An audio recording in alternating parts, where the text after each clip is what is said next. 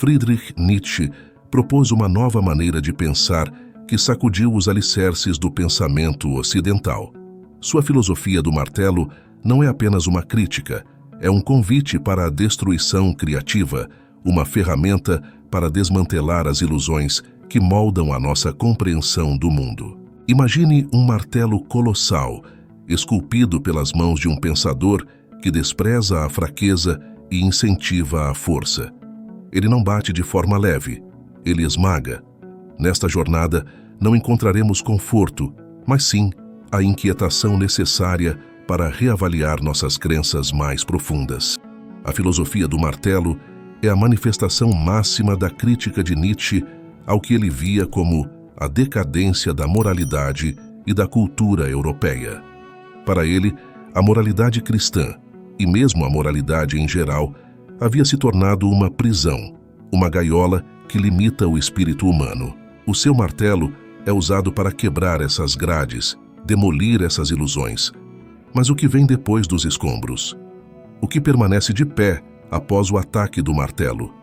Nietzsche nos desafia a descobrir.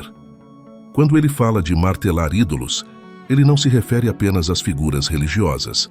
Está falando sobre as ideias, os conceitos, os sistemas de valores que a humanidade construiu e venerou ao longo dos séculos. Esses ídolos podem ser a moralidade, a verdade, ou até mesmo a própria razão. O martelo é simbólico, claro, mas sua força é real. Ao desmantelar esses ídolos, Nietzsche não deseja criar o caos, mas sim abrir espaço para novas formas de pensar, de viver, de existir.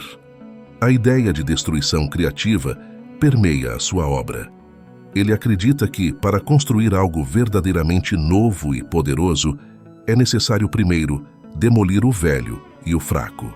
Essa é a essência da filosofia do martelo. Não se trata de destruir por destruir, mas de limpar o terreno para algo maior, algo mais autêntico.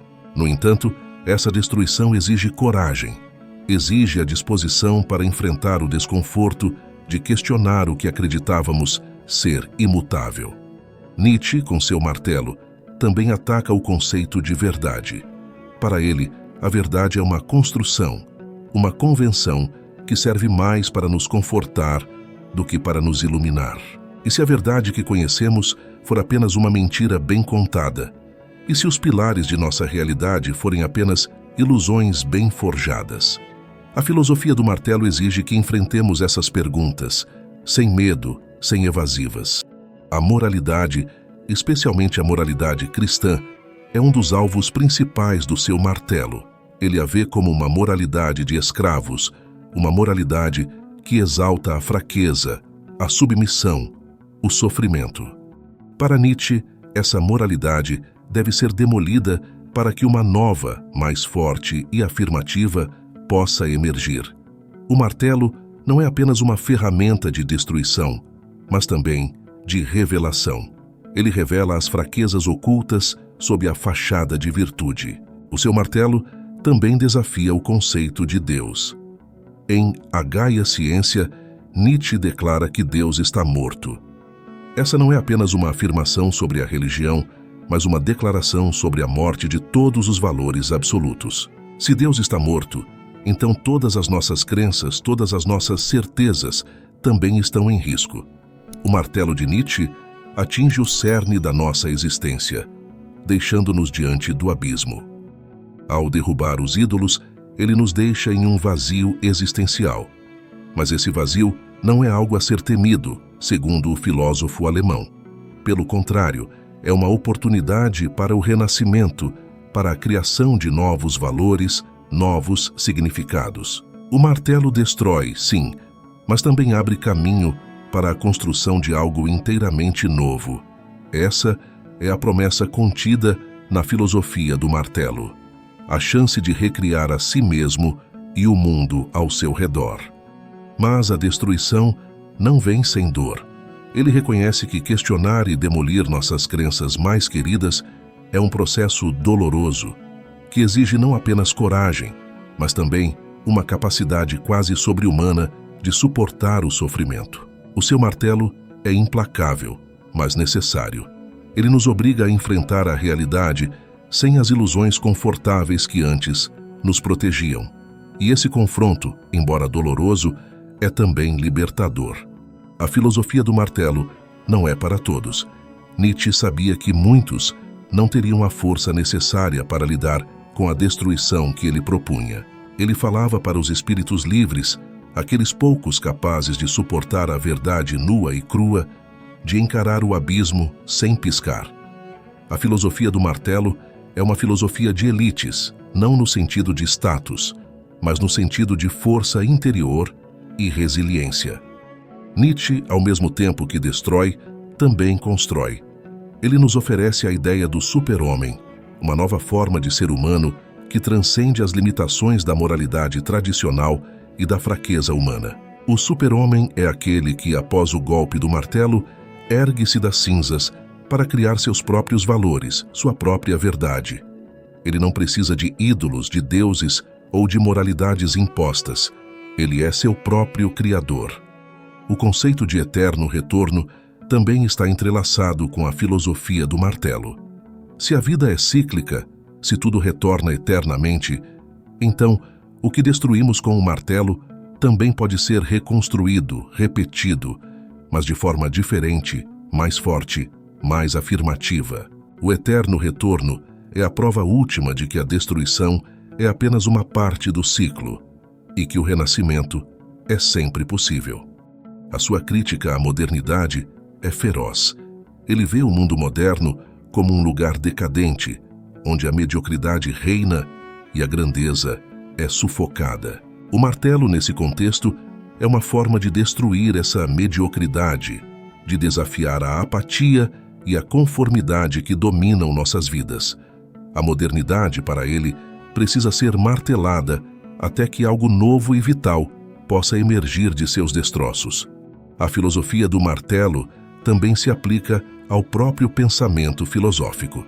Ele não poupa seus colegas filósofos, critica severamente o que vê como a complacência e a falta de vigor em muitos deles. Para Nietzsche, a filosofia deve ser viva, apaixonada, implacável.